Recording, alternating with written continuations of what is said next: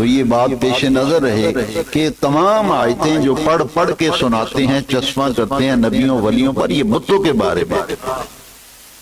اور پھر ساتھ حضور کی ایک حدیث سنائیں گے آپ کو کہ حضور نے فرمایا میری قبر کو بت مت بنانا،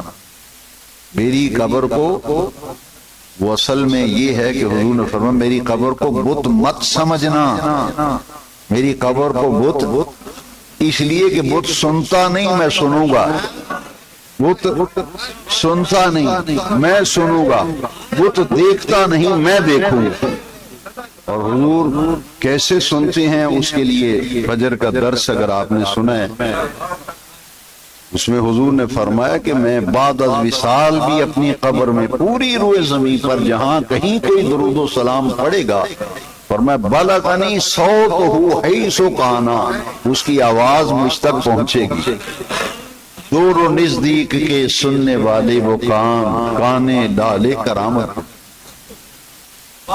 کچھ تو انصاف چاہیے، کچھ تو انصاف چاہیے۔ آیتیں بتوں کی ہیں، چشمہ نبیوں ولیوں پہ کر رہے ہیں۔ ایک تو یہ، دوسرا عبادت اور تعظیم میں فرق سمجھو، عبادت اور تعظیم میں فرق سمجھو کہ صحابہ کرام نبی کریم علیہ السلام کی کس طرح تعظیم کرتے تھے، کس طرح احترام کرتے تھے۔ یہ تو بڑا ایک وسیع موضوع ہے، میں نے تو صرف ٹچ دیا ہے،